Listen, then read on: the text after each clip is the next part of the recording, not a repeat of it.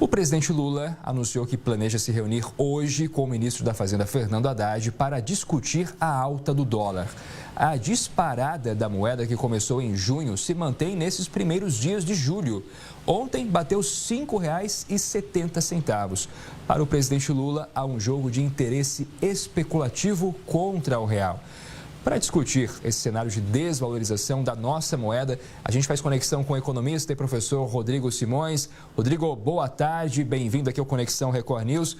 O que explica, essa oscilação toda em relação à moeda americana? Boa tarde, Jonathan, e boa tarde a toda a audiência do Conexão Record. Bom, você vê, estamos com esse cenário de alta do dólar. São alguns fatores que isso tem impactado, principalmente aqui no Brasil. São fatores internos e externos, tá? Os internos são por questões nossas, seja de comunicação, de controle de gastos e orçamento, e também os efeitos externos, tá? Diante de um novo mundo, de uma nova forma de economia que nós estamos vivenciando pós-Covid, tá? E no momento de guerras também, porque ao redor do planeta nós temos ali praticamente uns 11 conflitos, isso tem mexido muito com as cadeias de produção e os investidores têm buscado lugares de preservar o seu capital. Então, todos correm para proteger suas fortunas. Não é porque todo mundo odeia o Brasil, mas as fortunas, os investidores internacionais, assim como as aplicações, seja de fundos de investimento, de previdência, buscam cada vez mais se proteger contra a inflação.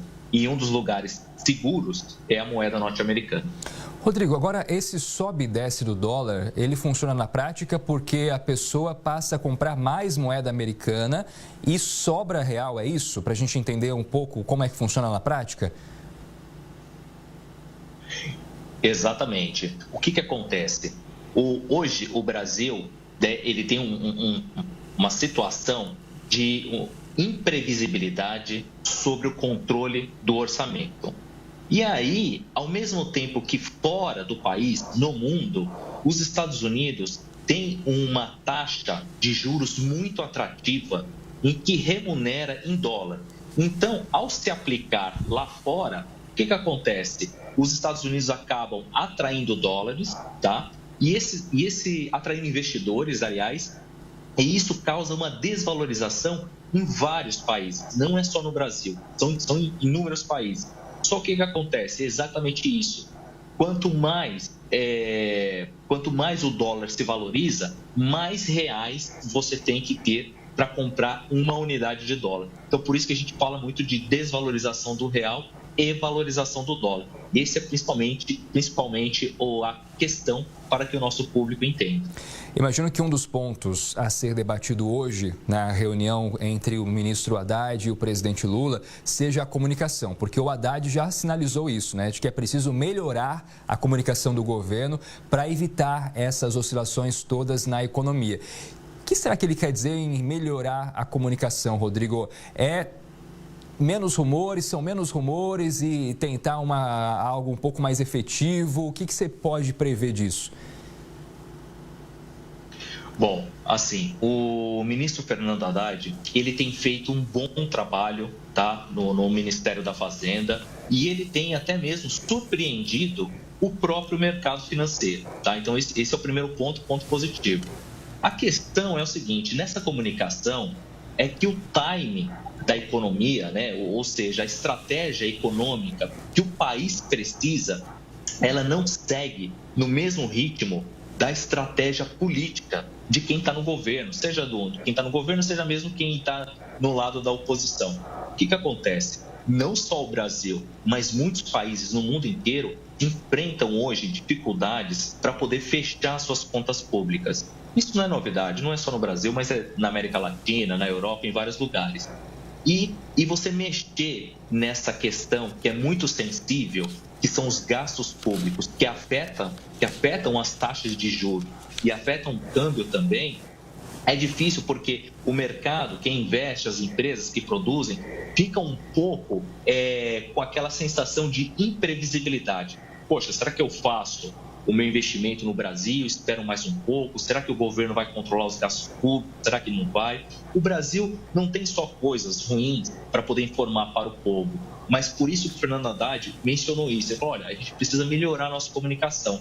Por um lado, o Fernando Haddad está querendo equilibrar o orçamento, claro que também buscando mais receitas, e por outro lado, o presidente ele não tem esse discurso alinhado. Por quê? Porque o presidente também precisa fazer uma estratégia política para poder garantir ali, né, a sua governabilidade. Então é difícil esse cobertor você equilibrar.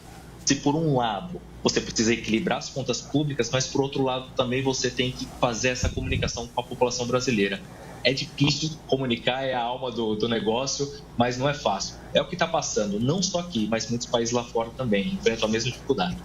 E a quem afeta essa alta do dólar? É só aquela pessoa que vai para a Disney e está fazendo a conta da conversão do dólar para o real? Ou, na verdade, mesmo quem não vai sair do país também acaba sendo prejudicado? Todos nós, Jonathan, todas as classes, tá? Desde o mais rico, tá? Até os mais necessitados. Por quê?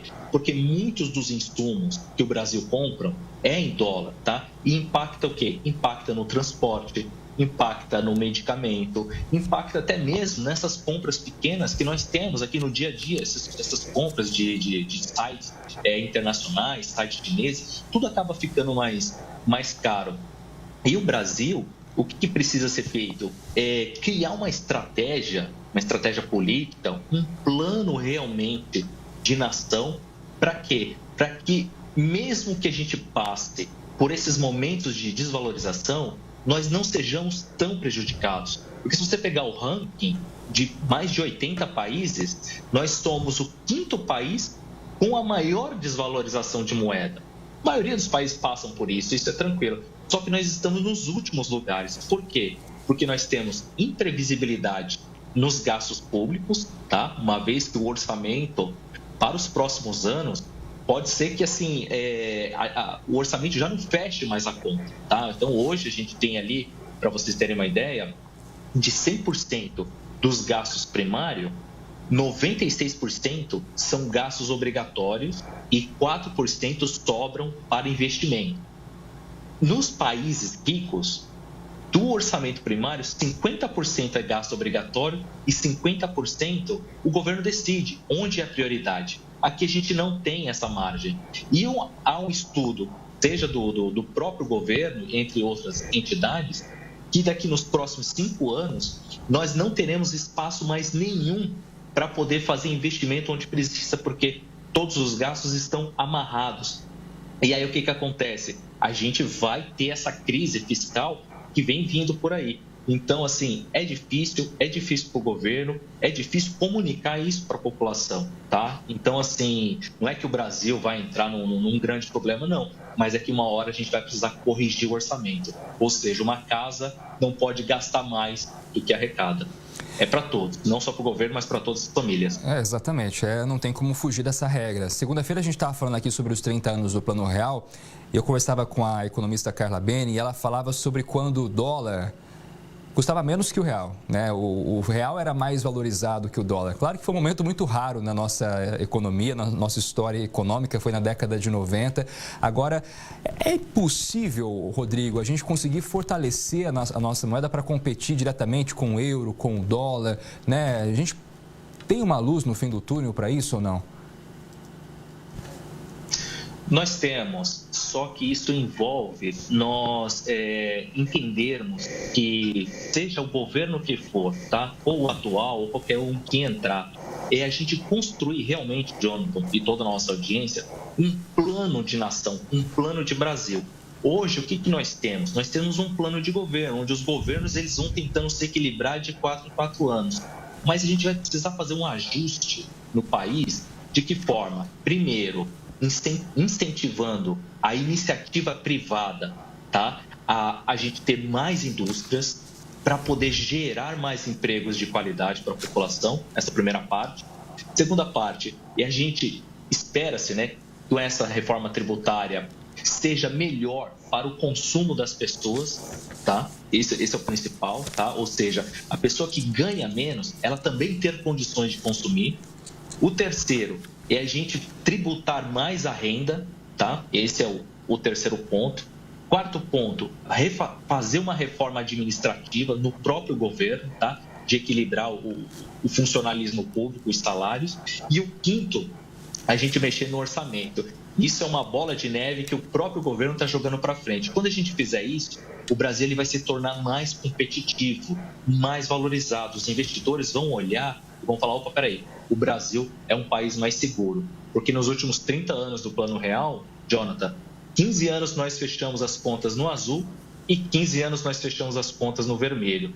Então, na hora de escolher quem tem o seu dinheiro para aplicar, ele leva em conta isso. E aí o risco, o Brasil sobe, os dinheiro vai embora e aí a gente fica com esse dólar valorizado e o real pencando.